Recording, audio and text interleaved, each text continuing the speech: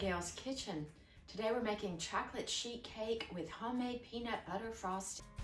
And this is one of the easiest chocolate cakes you can make because we start out with a cake mix. So the first thing we want to do is get our 9x13 pan ready, because I always have Crisco.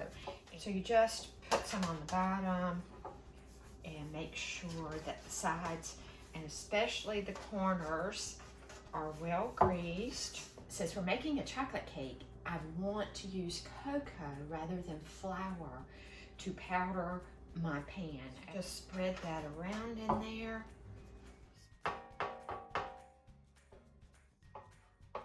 Give it a little tap to get rid of any loose.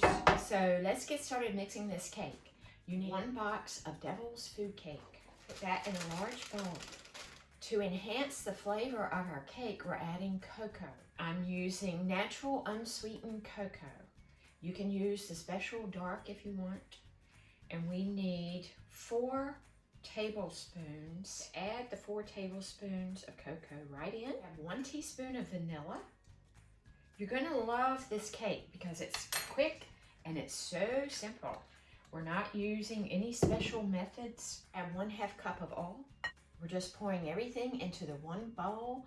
3 eggs. Just break them just a bit. And when you make a cake, you want your eggs to be room temperature.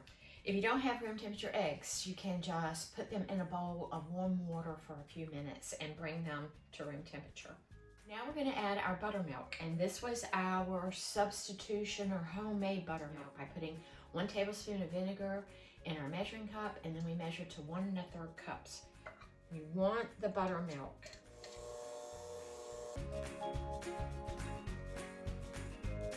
That was it. That was so easy. Let's just spread this. Now our cake is going in a 350-degree oven for 25 to 35 minutes. And around 25 minutes, I'm going to perform the toothpick test. Ah, she's done. Our cake just came out of the oven. It cooked exactly 25 minutes. It's so important to get to know your oven, to know where the hot spots are. The back of my oven has a hot spot, so I learned I had to pull my cakes further to the door. One telltale sign of a cake being done is that it does pull away from the sides. But let's just go ahead and go around this with our butter knife. We're going to let this sit for about 20 minutes on the cooling rack, and we'll be back to remove this cake from the pan. Sometimes you may leave your cake in the pan too long. It tends to stick to the bottom. So what you want to do is start shaking the cake. Shake that cake. Shake it until one end comes loose. Then do the same thing with the opposite end. There.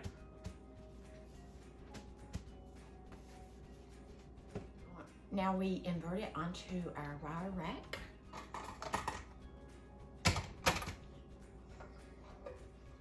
You see why it's important to use the cocoa when you powder your pan.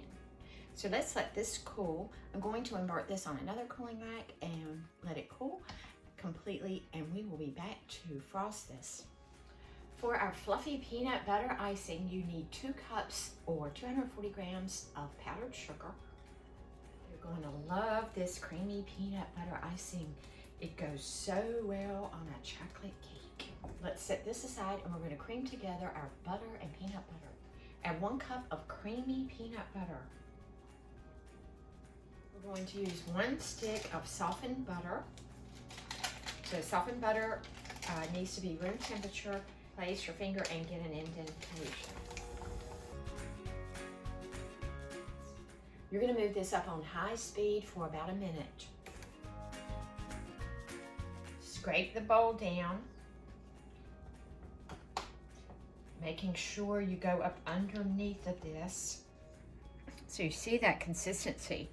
Now it's a little bit thin and very creamy. Now we're going to pour in our powdered sugar, mixing on low.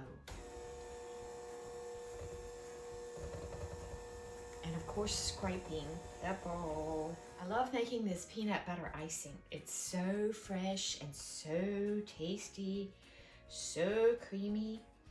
We're going to add 4 tablespoons of milk or cream. I'm using half and half. For flavoring, we're going to add 2 teaspoons of vanilla. Vanilla just elevates the flavor of this peanut butter icing. It is just so good. Those are our liquids. Let's mix again. On low. Now let's pick up the speed.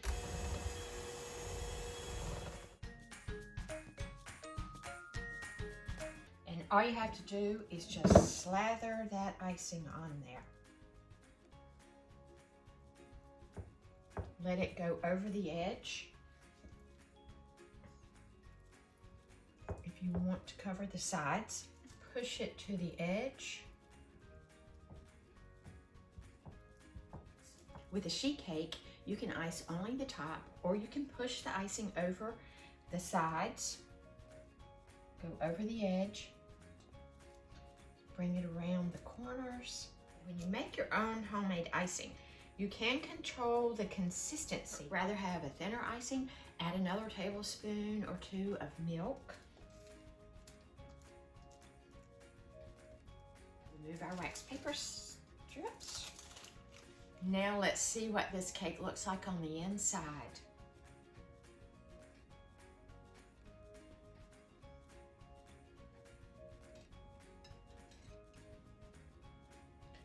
Moist and tender crumb.